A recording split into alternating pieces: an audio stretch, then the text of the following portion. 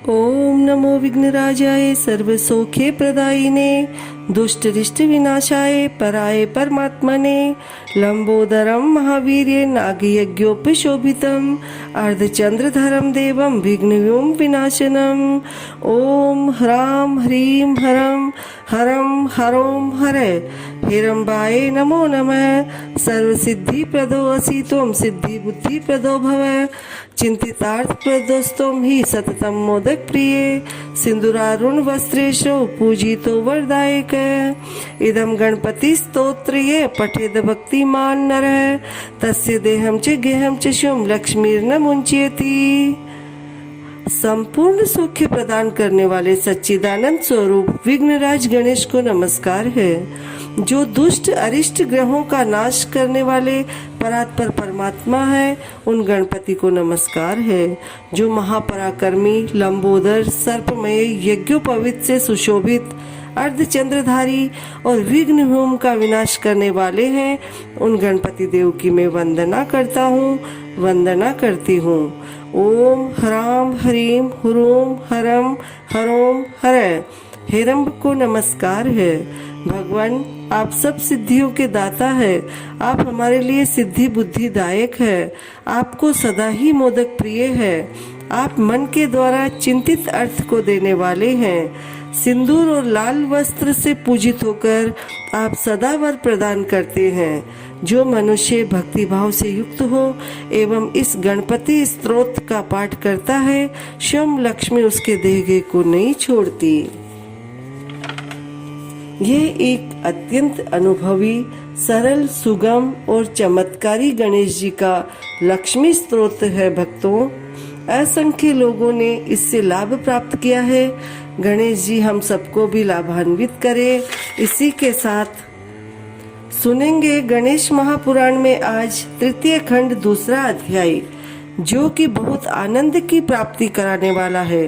क्योंकि पुण्य व्रत कैसे आरंभ करती है गिरिजा माता पार्वती, और उसके समापन पर पुरोहित ने माता पार्वती से दक्षिणा में उनके पति शिव भगवान को ही मांग लिया, और फिर कैसे माता पार्वती परेशान होती है, इस समस्या को कैसे सुलझाया जाता है, सुनते हैं। तृतीय खंड दूसरा अध्याय, गिरिजा द्वारा पुण्य व्रत का आरंभ। जय श्री गणेश। भगवान शंकर की आज्ञा सुनकर गिरिजानंदनी अत्यंत आनंद में मग्न हो गई और पुण्य व्रत का अनुष्ठान आरंभ करने लगी। आवश्यक सामग्री एकत्र करने लगी। तभी भगवान आशुतोष की आज्ञा से अनेकानेक ब्राह्मण भृत्य एवं गण वहां आ उपस्थित हुए। माघ मास के शुक्ल पक्ष की त्रयोदशी आने पर उन्होंने शुभ मुहूर्त में व्रत का आरंभ किया। उसी अवसर पर ब्रह्मपुत्र सनत कुमार, सप्तनीक चतुरानन एवं पार्वती पति भगवान शंकर भी वहां आ गए। भगवान विष्णु भी अपनी प्रियतमा लक्ष्मी जी के सहित वहां पधारे। साथ में उनके पार्षद गण भी थे। तदंतर सनत नंद, सनातन, कपिल देव, धर्मपुत्र, नर नारायण तथा समस्त प्रसिद्ध एवं दिव्य ऋषि मुनि भी वहां समुपस्थित हो गए। समस्त प्रमुख देवता, यक्ष, नाग, किन्नर आदि तथा सभी दिक्पाल एवं पर्वतराज हिमालय भी अपनी पत्नी पुत्रादि के साथ वहां आ गए। उनके साथ धरती में उत्पन्न होने वाले रत्नमणि आदि अनेक दुर्लभ पदार्थ थे। 1 लाख गजरत्न, 3 लाख वरद रत्न, 10 लाख गौरत्न, 1 करोड़ स्वर्ण मुद्राएं, 4 लाख मोतियां, 1000 कौस्तुभ मणियां तथा अत्यंत स्वादिष्ट मिष्ठानों एवं पकवानों के 1 लाख भाग भी उनमें सम्मिलित थे। साथ ही अन्यान्य व्रतोपयोगी वस्तुएं भी शैलराज ले आए थे। मनु, मुनि, ब्राह्मण, विद्याधर आदि के भी अनेकानेक समुदाय उस व्रत योजन के आरंभ में ही वहां आकर ठहर गए। सन्यासी, भिक्षुक एवं बंदी गणों की संख्या भी कम नहीं थी। संसार में विद्यमान प्रमुख योनियों के करोड़ों प्राणी उस उत्सव को देखने के लिए वहां आ उपस्थित हुए थे। कैलाश पर्वत की उस समय की शोभा देखने योग्य थी। राजमार्ग को झाड़ बुहार कर स्वच्छ किया गया था और उस पर चंदन मिश्रित द्रव्य का छिड़काव किया गया था। भगवान शंकर का भवन पद्म राग मणियों द्वारा बना था, जिसमें सर्वत्र बंधनवारें बंधी थी और वह अनेक प्रकार से सजाया गया था। उसमें धान्य, लाजा, फल, दुर्वा, पुष्प एवं कदली वृक्ष को अद्भुत चित्रकारी दी गई थी। उस विचित्र शोभा को देखकर सभी आश्चर्यचकित हो रहे थे। सर्वत्र प्रसन्नता का वातावरण व्याप्त था। जन जन में आनंद और उल्लास भरा था। लगता था जैसे परमानंद मूर्तिमान होकर साक्षात नृत्य कर रहा है। भगवान शंकर स्वयं भी समागत व्यक्तियों का अभिनंदन और समार्चन कर रहे थे। जो जिस योग्य था उसके लिए उसी के अनुरूप निवास और परिचर्या आदि की व्यवस्था की गई। भोजन आदि का प्रबंध भी सर्वोत्तम था। शिवजी के समस्त गण उस उत्सव को अत्यंत शोभनीय बनाने में तत्पर थे। सृष्टि स्थित संहारकारिणी जगदम्बा पार्वती जी के व्रतानुष्ठान में दीक्षित होने के अवसर पर देवराज इंद्र दानाध्यक्ष बने, धनेश्वर कुबेर दानाध्यक्ष तथा भगवान भास्कर कार्याध्यक्ष के पद पर विद्यमान हुए। वरुण देव को भोजनाध्यक्ष बनाया गया, जिनका कार्य पाकशाला और भोजनशाला दोनों पर निगरानी रखना था। सामग्री भंडार में गेहूं, चावल, दाल, जौ, तिल आदि अनाज समा नहीं रहे थे। बाहर अनेक स्थानों पर उनके ढेर लग गए तथा दूध, दही, घृत, तेल आदि की तो मानो नदियां ही प्रवाहित होने लगी। गुड़, शर्करा आदि के पर्वत तुल्य अनहित ढेर लगे थे। रजत और स्वर्ण से धरती लिप गई, जिस पर मणि, रत्न आदि के अनेकानेक ढेर लगते जा रहे थे। तैयार भोजन सामग्री भी गिरि शिखर के समान ऊंचे ऊंचे ढेरों में रखी थी, जिसे जब जिस वस्तु की आवश्यकता हो वह तभी बिना किसी रोक टोक के स्वयं ही प्राप्त कर सकता था। उस सामग्री के अतिरिक्त विशिष्ट समागतों के लिए रसोई तैयार कराने का कार्यभार सिंधु तनया लक्ष्मी जी ने अपने हाथ में लिया तथा अनेक प्रकार के सुंदर सुस्वादु व्यंजन तैयार किए गए। उस भोजन को परोसने का कार्य 1 लाख ब्राह्मण कर रहे थे। अनेक प्रमुख देवताओं तथा देवराज इंद्र आदि के साथ उस समय स्वयं भगवान नारायण रुचि पूर्वक भोजन कर रहे थे। देवता, दिव्य ऋषि मुनि आदि के भोजन से निवृत्त होने पर सभी एक विशाल वितान के नीचे बैठे। वहां बैठने के लिए सुंदर कोमल मखमली गद्दे बिछाए गए थे। पदानुसार बैठने की व्यवस्था थी। भगवान नारायण के लिए एक सुंदर दर्शनीय भवन रत्न सिंहासन था, जिस पर वे विराजमान थे। उनके सब और प्रमुख देवता एवं ऋषिगण स्थित थे। उनके तेजस्वी पार्षदगण उन पर चंवर डुला रहे थे। उस समय सिद्ध चारणादि उनका स्तवन करने लगे। गंधर्वों में श्रुति मधुर गीतों का आरंभ किया। चतुर ब्राह्मणों ने भगवान को सुगंधित तांबूल दिया। उसी समय चतुरानन की प्रेरणा पर भगवान शंकर ने हाथ जोड़कर उनसे निवेदन किया, हे जगदीश, भक्तों की कामना के कल्प तरुनाथ, मेरी प्रार्थना श्रवण कीजिए। हे प्रभु, गिरिराज नंदनी आज उत्तम व्रत का आरंभ करना चाहती है। उसे श्रेष्ठ पुत्र एवं पति सौभाग्य की कामना है। आप सर्वज्ञ, सर्वांतर्यामी एवं समस्त कर्म फलों को देने वाले हैं। अतएव परम मंगल कारिणी आज्ञा प्रदान करने की कृपा करें। तदुपरांत पार्वती पति ने उनका अनेक प्रकार से स्तवन किया और फिर ब्रह्मा जी के मुख की ओर देखते हुए मौन खड़े हो गए। ये देखकर भगवान लक्ष्मीनाथ ने गंभीर वाणी में कहा, गिरिजानाथ, आपकी धर्म पत्नी पुत्र प्राप्ति के उद्देश्य से जिस पुण्य व्रत का आरंभ करना चाहती है, वह व्रतराज समस्त व्रतों का आसारभूत एवं समस्त अभिष्ट फलों के प्रदान करने में समर्थ, समस्त सुखों और कल्याणों को देने वाला तथा अंत में मोक्ष का दाता है। इसके अनुष्ठान से हजारों राजसूय यज्ञों का पूर्ण सहज में ही फल प्राप्त हो जाता है। त्रिनेत्र इस व्रत के अनुष्ठान में हजारों राजसूय यज्ञों के समान ही साधन जुटाने में धन का व्यय होता है। इसलिए इसे सामान्य साध्वी स्त्रियां नहीं कर सकती। परंतु साध्वी शिवा इसके करने में सहज समर्थ है, इसलिए उन्हें यह अवश्य करना चाहिए। इसके प्रभाव से उनके गोद में भगवान गोलोकनाथ साक्षात क्रीड़ा करेंगे। वे गणेश नाम से अवतार लेंगे, जिनके सिमरन मात्र से ही समस्त विघ्नों का नाश हो जाएगा। भगवान रमानाथ की कृपापूर्ण वचन सुनकर भगवान ऋषभध्वज प्रसन्न हो गए। उनका हृदय गदगद हो गया। तदुपरांत वे वहां से उठकर अंतपुर में गए और गिरजा नंदिनी को भगवान नारायण के कहे हुए वचन सुनाए। इससे शैलपुत्री भी अत्यंत प्रसन्न हुई। तभी व्रतारंभ का शुभ मुहूर्त आ गया। पार्वती जी के व्रतारंभ काल में भगवान शिव की प्रेरणा से अनेक प्रकार के दिव्य बाजे बजने लगे। तभी शैल नंदिनी ने पवित्र गंगा जल से स्नान कर शुद्ध वस्त्र धारण किए और विप्रों ने पूजा विधि का आरंभ किया।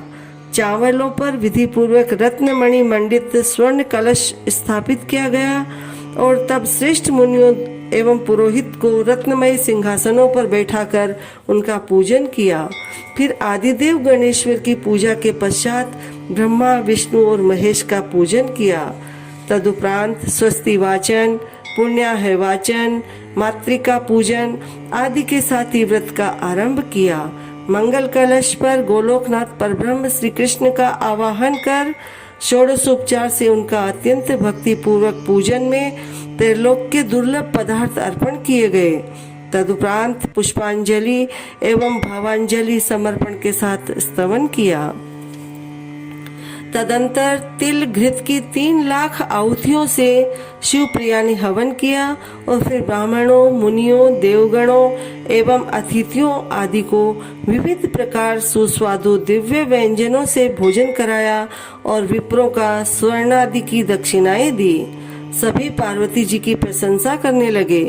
चारणादि ने शिव शिवा का यशोगान किया तथा अप्सराएं नृत्य करने लगी। जय श्री गणेश। व्रत का समापन, पुरोहित का दक्षिणा मांगना। जय श्री गणेश।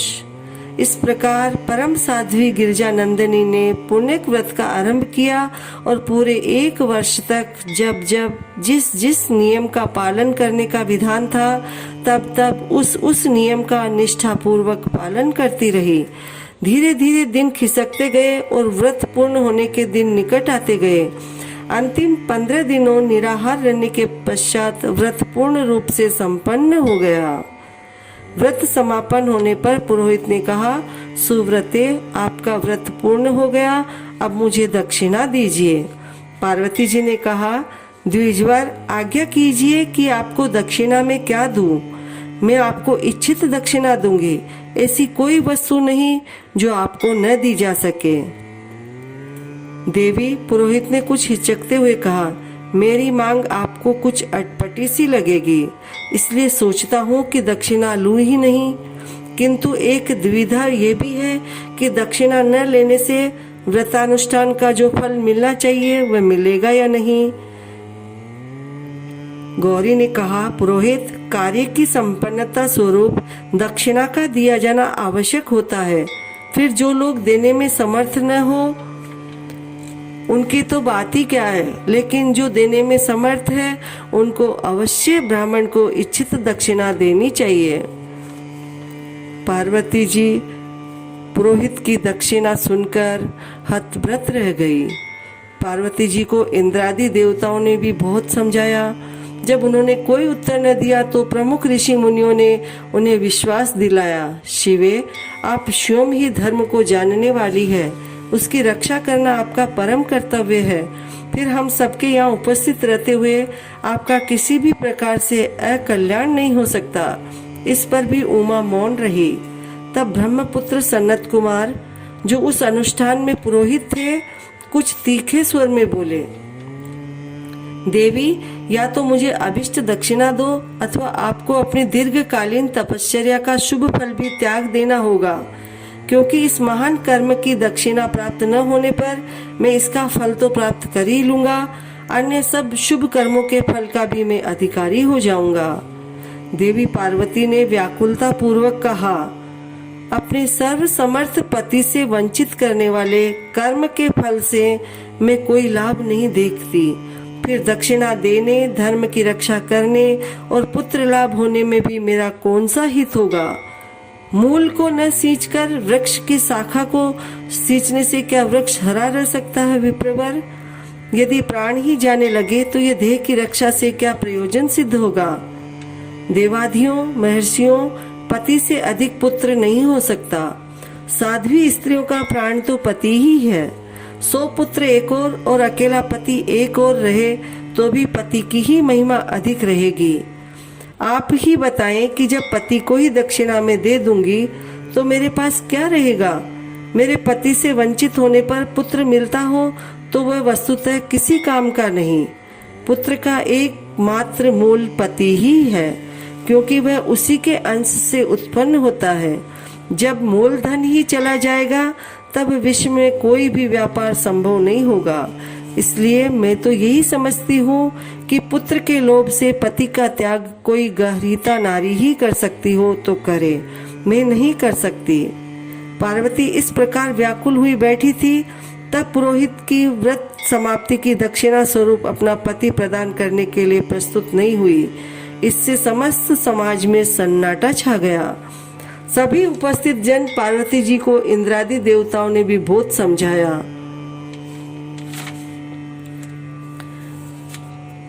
तब सभी किंकर भी वो मूड बैठे थे। किसी को भी समझ में नहीं आ रहा था कि उपस्थित समस्या को किस प्रकार सुलझाया जाए।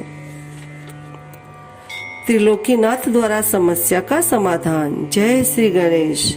उसी समय अंतरिक्ष से एक अत्यंत अद्भुत रत्नादि से निवृत्त दिव्य रथ उतरता हुआ दिखाई दिया, जो कि घन नील वर्ण के पार्षदों से घिरा था। वे सभी पार्षद रत्नालंकारों से सुसज्जित एवं दिव्य पुष्पहारों से समन्वित थे। देवताओं, ऋषि मुनियों, शिवगणों आदि ने देखा कि उस रथ में भगवान त्रिलोकीनाथ चतुर्भुज रूप में विराजमान है, जो कि रथ से उतरकर उसी स्थान पर समागत होने आ रहे थे। उनकी चारों भुजाओं में शंख, चक्र, गदा, पद्म स्थित थे।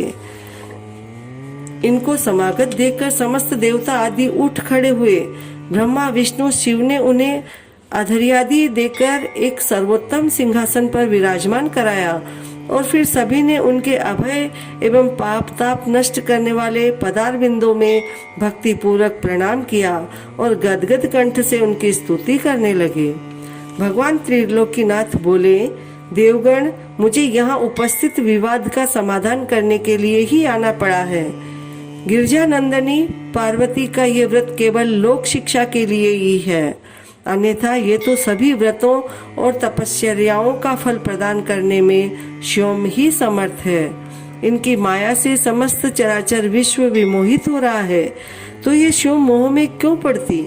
इसलिए इनके द्वारा किया जाने वाला अनुष्ठान अपने लिए कदापि नहीं है और व्रतादि की समस्त विधियों के ज्ञाता, वेद वेदांगों के प्रगाढ़ विद्वान, ईश्वर एवं सृष्टि के रहस्य ज्ञान पूर्ण पारंगत तथा परम हरिभक्त और सर्वज्ञ महर्षि सनत कुमार की भी अद्भुत दक्षिणा याचना का रहस्य भी यही कि व्रतानुष्ठान कर्ता को अपना पूर्ण समर्पण कर दे। वह अपना कुछ भी न समझकर सब कुछ परब्रह्म परमात्मा का ही समझे। अनुष्ठान कराने वाला पुरोहित भी साक्षात परब्रह्म रूप ही है, ऐसा मानता हुआ ही किसी वस्तु के प्रति मोह न रहे। इसलिए इनके द्वारा दक्षिणा में व्रतानुष्ठान करने वाली साध्वी से उसकी सर्वाधिक प्रिय वस्तु मांग लेना भी उचित ही है। इसके पश्चात उन्होंने गिरिराज नंदनी को संबोधित किया, हे शिवे, शिवप्रिय, तुम्हें अपने पति भगवान नीलकंठ को प्रदान कर पुण्य व्रत पूर्ण कर लेना चाहिए। नियम यह है कि दक्षिणा में प्रदत्त कोई भी पदार्थ उसका समुचित मूल्य देकर वापस लिया जा सकता है। इसलिए समुचित मूल्य देकर तुम अपने प्राणनाथ को वापस ले लेना। भगवान त्रिलोकीनाथ के शरीर जैसे शिव है वैसे गौ भी है, इसलिए पुरोहित को अपने पति के मूल्य में गौ देकर अपना पति लौटा लेना। ये कहकर भगवान त्रिलोकीनाथ तुरंत अंतर्ध्यान हो गए। उनके साथ ही वह रथ और पार्षदगण भी अदृश्य हो गए। भगवान के मुखारविंद से सुने हुए इन वचनों ने सभी समस्या तथा समस्त विवाद सुलझा दिया।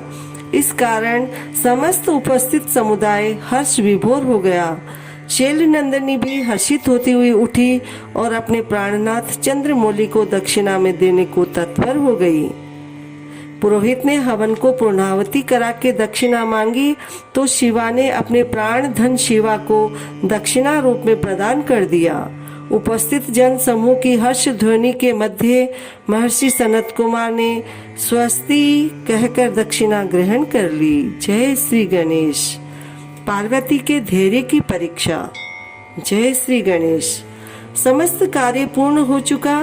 देवी पार्वती ने पुरोहित से निवेदन किया, विप्रवर, मेरे पति में और गौ में समानता है, फिर भी मैं आपको 1,00,000 अत्यंत सुंदर श्रेष्ठ दुधारू गोएं दूंगी जो कि साक्षात कामधेनु के समान है। इनके बदले में आप मेरे प्राणधन को मुझे लौटा दीजिए।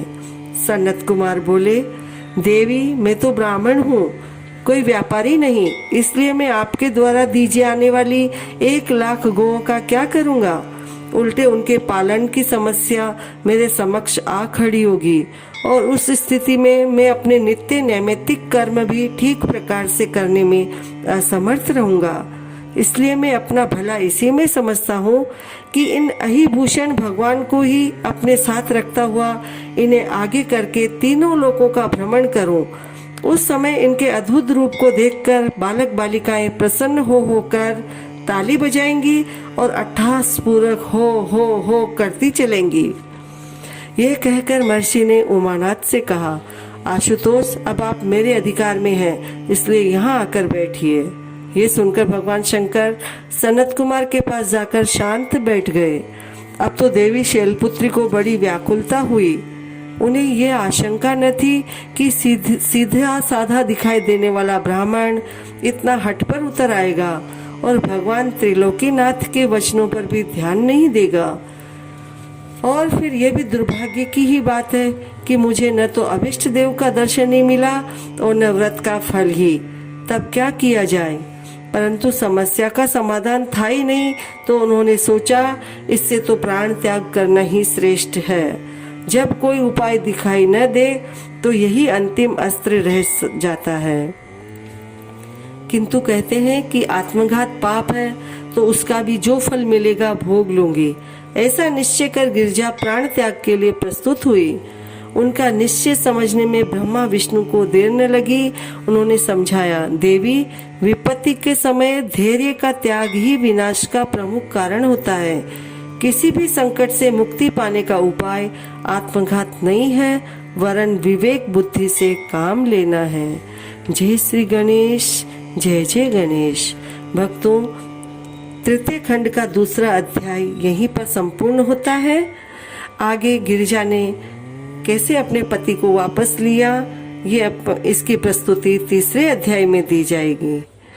जब तक भगवान गणेश जी सभी की मनोकामनाएं पूरी करे, सभी को सुखी रखे, संपन्न रखे, निरोग रखे। जय श्री गणेश। जय जय गणेश। जय श्री गणेश। जय जय गणेश। जय श्री गणेश। जय जय गणेश। जय श्री गणेश।